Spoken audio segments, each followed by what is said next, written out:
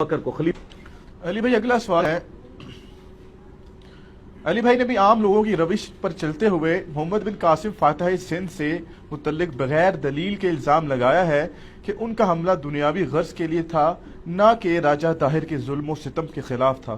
Please اس حوالے سے رجوع فرمائیں. پلیز قرآن و حدیث کو والا پیش کریں تو ہم رجوع فرما لیں گے.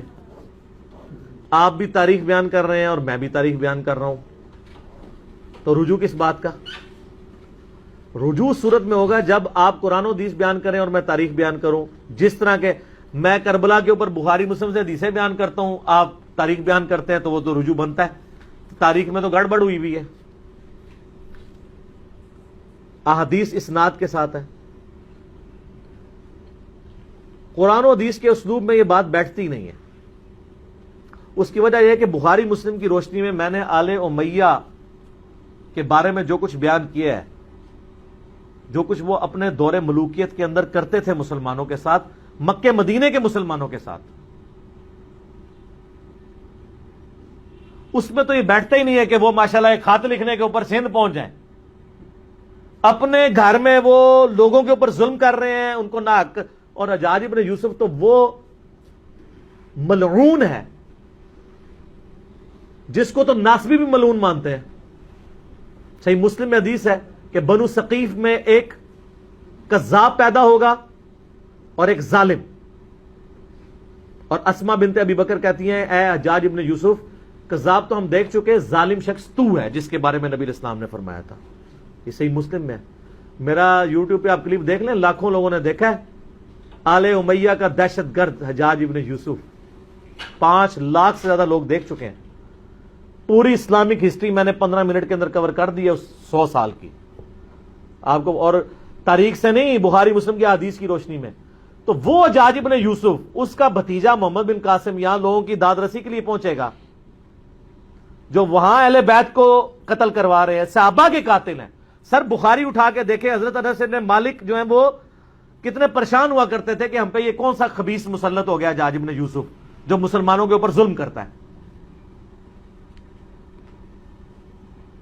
ان لوگوں نے جا کے یہاں پہ فریادیں سننی تھی. ہاں آپ کو کہانیاں کرا دی گئی ہیں، اب وہ کہانیاں، آپ جیسے نور الدین زنگی کا ایک کہانی والا واقعہ آپ کو بیان کر دیا کہ جی وہ یہودی حضور کی جسم مبارک قبر سے نکالنے لگے تھے، وہ ڈرامہ بھی بن گیا. اب لوگ کہتے ہیں جی علی بھائی کہتے ہیں غلط ہے، ہم نے تو ڈرامہ دیکھا ہے، تو ڈرامہ ہی دیکھا ہے جی نا، اس کی تو سند ہی کوئی نہیں ہے. سمودی نے وہ 500 سال کی سند ہی بیان نہیں کی ہے.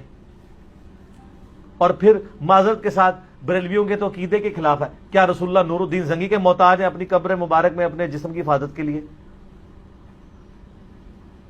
اللہ کدھر گیا؟ فٹ ہی نہیں بیٹھتا، جھوٹ ہے. اور پھر میں ایسے پوچھتا ہوں کہ جب یزید نے 3 دن تک مسجد نبوی میں گھوڑے باندھے ہیں، اس وقت نور الدین زنگی کدھر تھا؟ اور نماز نہیں ہوئی، اس وقت زمانے میں کوئی نور الدین زنگی نہیں تھا. اور جب خانہ کعبے پہ صحیح مسلم میں آتا ہے کہ چڑھائی کی حجاج ابن یوسف نے، اور یزید کے دور میں بھی چڑھائی ہوئی اور خانہ کعبہ کا غلاف جل گیا، ایک دیوار بھی ڈیمیج ہو گئی، اس وقت کدھر تھا نور الدین زنگی؟ اور دنیا بقدر ایفٹ ہے. وہ ابابیل والا ایک ہی واقعہ ہوا ہے.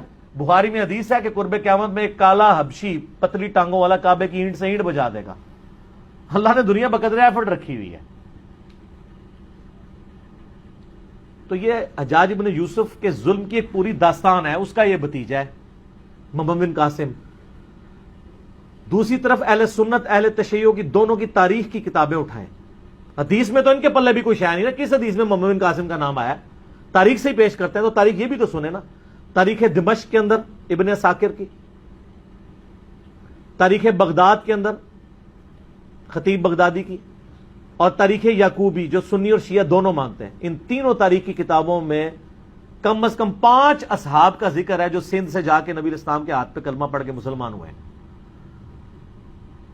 یہاں پہ 5 صحابہ آئے ہیں نبی اسلام کے. تو اسلام تو اسی زمانے میں آ گیا تھا.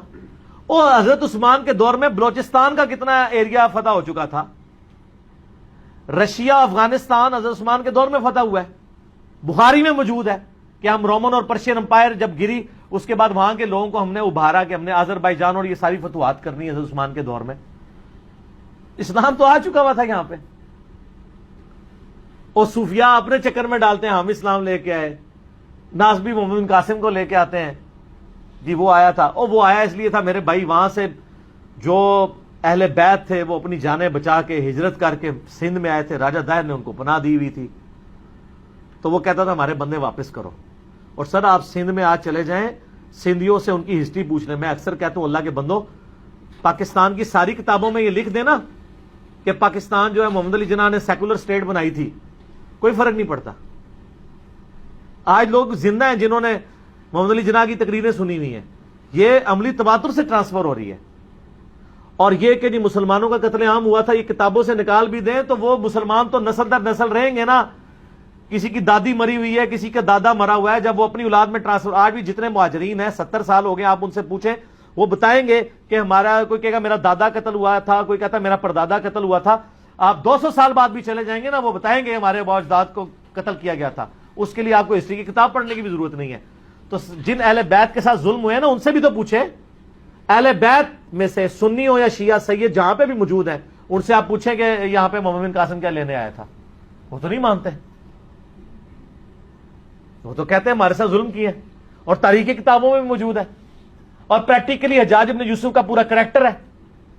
اور سر جو اپنے ملک کے اندر 2 نمبری کر رہے ہیں اور دوسرے ملکوں میں جا کے ماشاءاللہ لوگوں کی حفاظت کریں گے، وہ یہ فٹ ہی نہیں بیٹھتا۔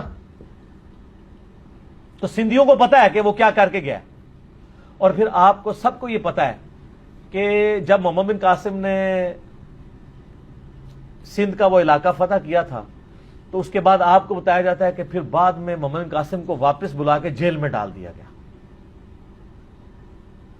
یہ اس ڈرامے میں بھی دکھایا گیا جو محمد بن قاسم پہ ڈرامہ بنایا تھا پی ٹی وی نے۔ ہم یہ پوچھتے ہیں کہ محمد بن قاسم کو جیل میں نے ڈلوایا تھا، انجینئر صاحب کی ویڈیوز دیکھنے والوں نے ڈلوایا تھا، وہ جیل میں کیوں ڈالا گیا تھا؟ اس لیے کہ پیچھے خلیفہ چینج ہو گیا تھا۔ پہلے خلیفہ تھا عبد الملک بن مروان کا بیٹا ولید بن عبد الملک، حجاج ابن یوسف اس کا رائٹ ہینڈ تھا۔ حجاج ابن یوسف کو اس نے کوفے کا بھی اور حجاز کا گورنر بنایا ہوا تھا، لیکن اس کے ظلموں کی ایک داستان تھی، لوگ تنگ تھے۔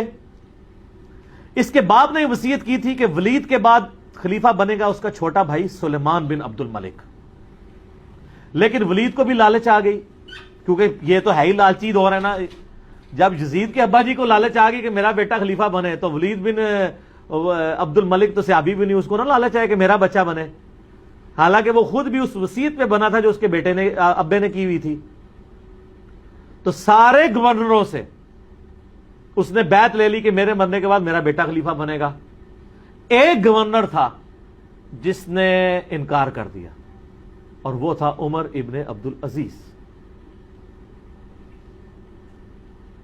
وہ اس وقت حجاز کے گورنر تھے، اور کوفے کا گورنر تھا حجاج ابن یوسف۔ عمر بن عبد العزیز کو جیل میں ڈلوا دیا ولید بن عبد الملک نے، گورنر ہونے کے باوجود، لیکن وہ ہر دل عزیز شخصیت تھے، اس لیے اس وقت ذرا پروٹیسٹ ہوئے تھوڑے بہت، اور معاملہ انہوں نے ڈیلے کیا۔ اسی ڈیلے کرنے کے دوران اچانک ولید کی ڈیتھ ہو گئی، وہ اپنے اس مقصد میں کامیاب نہیں ہو سکا، اور الٹیمیٹلی اس کا بیٹا، اس کا جو چھوٹا بھائی ہے وہ خلیفہ بن گیا، سلمان بن عبد الملک۔ سلمان بن عبد الملک جیسے ہی خلیفہ بنا تو اس کو یہ احسان یاد تھا کہ عمر بن عبد العزیز کی وجہ سے میں خلیفہ بناؤں۔ اگر عمر بن عبد العزیز بھی بیعت کر لیا، پھر عمر بن عبد العزیز کوئی عام آدمی نہیں تھا، عمر بن عبد العزیز ان کا بینوئی بھی لگتا تھا، ولید بن عبد الملک اور سلمان بن عبد الملک کا، کیونکہ مروان کے 2 بیٹے تھے، عبد الملک بن مروان اور عبد العزیز بن مروان، اور عبد العزیز کا بیٹا تھا عمر بن عبد العزیز۔ عمر بن عبد العزیز کی جو بیوی تھی نا فاطمہ، وہ ولید بن عبد الملک کی بہن تھی، تو ظاہر جیل میں ڈلوا سکتا تھا، مروا نہیں سکتا تھا۔ تو اس لیے کہتے ہیں کہ تاریخ انسانی میں اتنی پاورفل خاتون کبھی کوئی نہیں آئی کہ جس کا خاوند بھی 3 براعظموں کا خلیفہ عمر بن عبد العزیز، جس کا باپ بھی 3 براعظموں کا ملک عبد الملک بن مروان، اور جس کے 4 بھائی ولید بن عبد الملک، یزید بن عبد الملک، ہشام بن عبد الملک، یہ لوگ 4 بھائی اور یزید بن عبد الملک، وہ خلیفہ، باپ خلیفہ، 4 بھائی خلیفہ، خاوند خلیفہ، فاطمہ بنت عبد الملک۔